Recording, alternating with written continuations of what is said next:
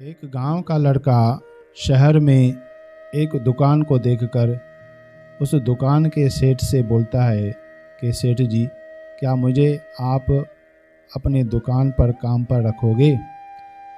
तो उस सेठ ने पूछा कि बेटा, तुम कहाँ से आए हो। तो उस लड़के ने कहा कि सेठ जी, मैं फलां गांव से आया हूँ। तो सेठ जी ने पूछा कि बेटा, फिर तुम यहाँ रहोगे कहाँ। तो उस लड़के ने कहा, सेठ जी, आप जहाँ भी मुझे रखोगे मैं वहाँ रह लूँगा। फिर उस सेठ जी ने पूछा कि बेटा, तुम तनख्वाह कितनी लोगे। तो उस लड़के ने कहा कि सेठ जी, आप जितनी तनख्वाह दोगे वह मैं ले लूँगा। फिर तीसरा सवाल पूछा कि बेटा, तुम कपड़े कौन से पहनोगे, तुम्हारे पास कपड़े तो है नहीं।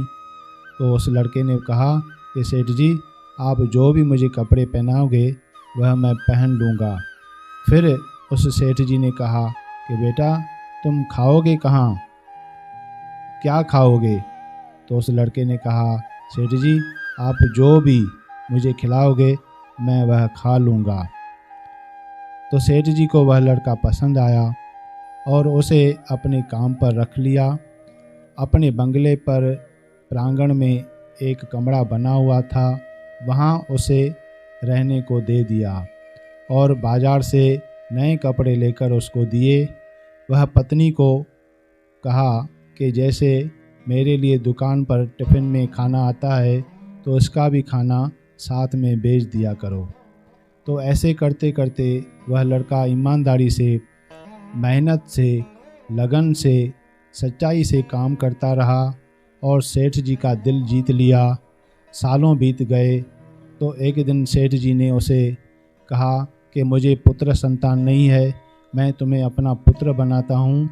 और उसकी अच्छी जगह शादी करवाई और उसे अपने बंगले में अंदर ही रहने को दिया।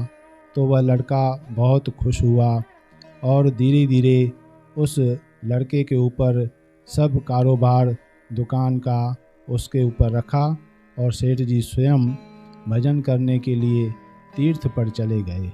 ऐसे ही भक्त को भगवान के सामने रहना चाहिए जैसे यह लड़का रहता है।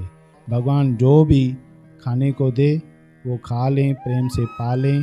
भगवान जहाँ भी रखे वहाँ रह लें। भगवान जैसे भी, जहाँ भी, जो भी दे तो वो स्वीकार कर ले। ऐसे भक्त के लक्षण होते हैं, उसी के ऊपर भगवान प्रसन्न होते हैं।